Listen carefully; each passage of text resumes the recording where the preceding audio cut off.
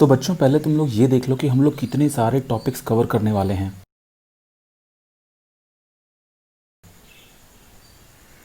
तो जैसा कि तुम ये सब देख रहे हो कि इतने सारे टॉपिक्स हम लोग कवर करेंगे वन बाय वन। तो अभी हम लोग ले रहे हैं पहला क्वेश्चन, और हम लोग इसमें जितने टॉप 10 क्वेश्चंस ले रहे हैं हाइट एंड डिस्टेंस में, और ये टॉप 10 क्वेश्चंस अपने आप में ज़बरदस्त हैं और ये किसी न किसी एग्ज़ाम में पहले से पूछ चुके हैं।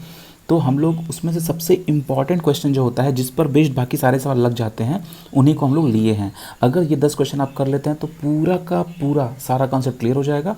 और उसके बाद फिर आप किसी भी, चाहे पॉलिटेक्निक का एग्ज़ाम हो, चाहे एसएससी का एग्ज़ाम हो, चाहे जहाँ भी हाइट एंड डिस्टेंस का एप्टीट्यूड बन के क्वेश्चन आता हो, आप आराम से कर लेंगे। चलिए क्वेश्चन करते हैं और सीखते हैं बेसिक कॉन्सेप्ट कैसे लगता है। तो क्वेश्चन करने से पहले आपको मैं एक बार बता दें कि इस चैप्टर में आपको एक चीज़ तो बहुत आराम से समझना पड़ेगा कि कुछ आपको बेसिक साइंस समझना पड़ेगा। देखिए, अगर कहीं पर राइट एंगल ट्रायंगल बनता है, मतलब समकोण त्रिभुज बनता है, तो ये जो कोण 90 अंश का होता है, ये दो भुजाओं पर बेस होता है।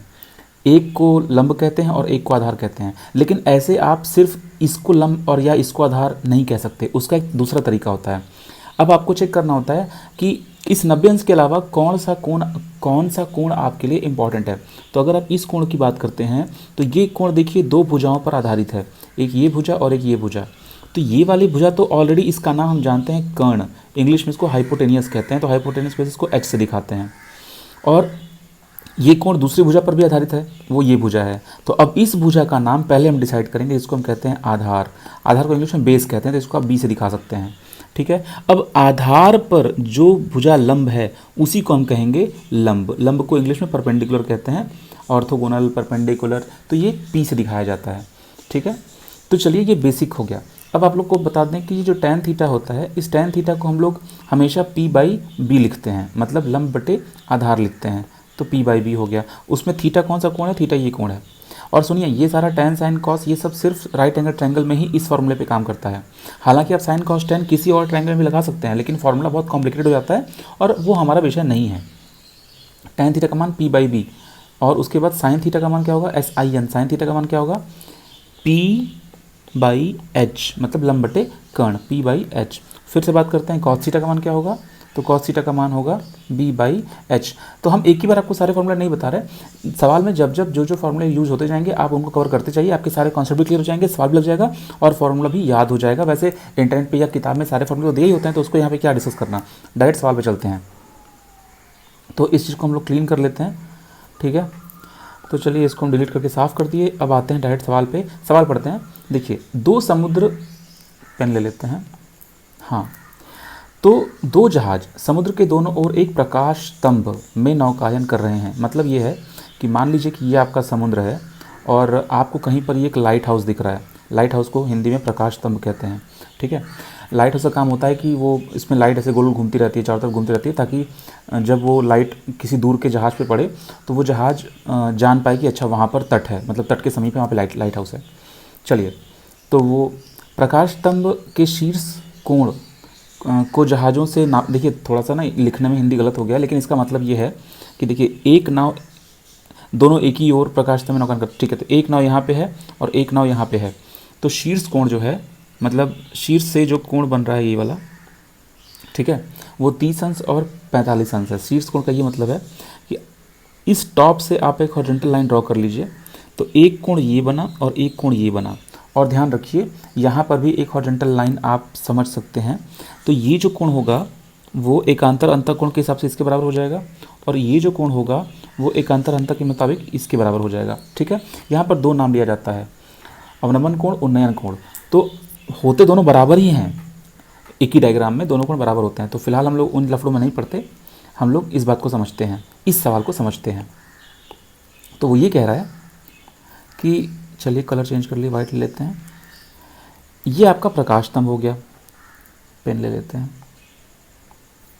ये आपका समुंदर हो गया और ये आपका प्रकाश स्तंभ हो गया, और एक नाव आपकी यहाँ हो गई और एक नाव आपकी यहाँ हो गई। ठीक है। तो अब देखिए, जब पास जाते हैं तो प्यार बढ़ता है, दूर जाते हैं तो प्यार घटता है। प्यार मतलब कोण। ठीक है। तो पास वाले के लिए कोण ज़्यादा होगा और दूर वाले के लिए कोण कम होगा।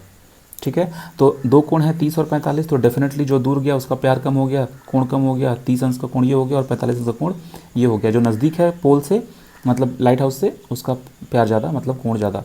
ये ट्रिक से आप याद रखिएगा। प्रकाश स्तंभ 100 मीटर ऊंचा है, मतलब ये जो हाइट है ना प्रकाश स्तंभ की वो 100 मीटर की है। हम लोगों को प्राप्त क्या करना है, हम लोगों को प्राप्त करना है जहाज़ों के बीच की दूरी।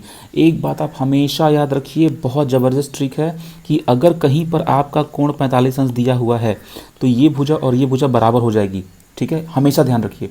तो अगर ये 100 है तो ये वाला भी 100 हो गया। हालांकि वो आता कैसे आप उसको देख लीजिए।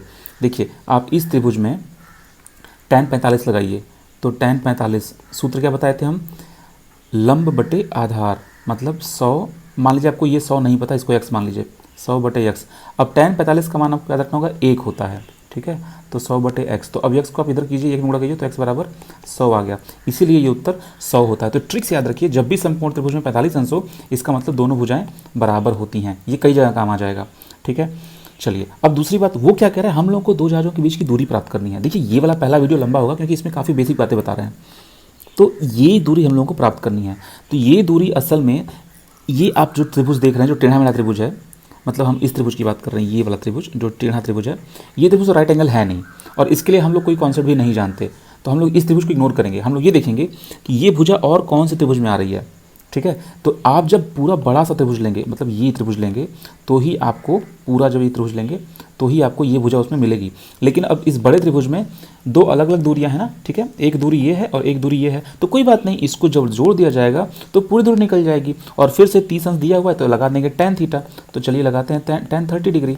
तो उसके बाद क्या होगा, 100 मीटर ये हाइट है, तो चलिए इसको लिख दीजिए 100 मीटर, और बटे आपको कितना लिखना है, अब इसकी लंबाई आप x मान लीजिए, और ये 100 पता ही हम लोगों को, ठीक है। तो 100 बटे x, मतलब 100 प्लस x। अब 100 प्लस x क्यों कर रहे हैं, क्योंकि आधार की पूरी लंबाई लेनी होती है ना, तो इतनी लंबाई 100 है, तो ये जो बाकी बचा उसको हम x मान रहे हैं, ये इसका मान निकालना है।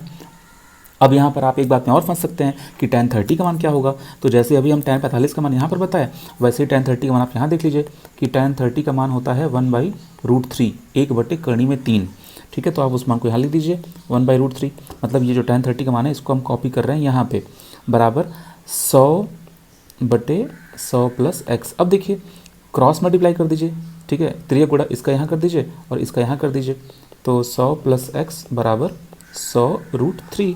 अब ये जो x है आप इसमें से 100 को उधर भेजिए, तो x 100√3 माइनस 100। अब 100 को आप कॉमन ले लीजिए, तो जब आप 100 को कॉमन लेंगे तो ये क्या आ जाएगा, ब्रैकेट में √3 माइनस 1।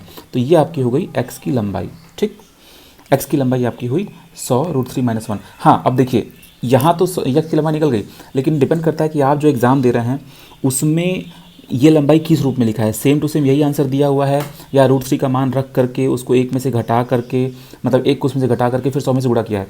तो √3 का मान कितना होता है, 1.732 भी होता है, लेकिन इतना ले लेते हैं।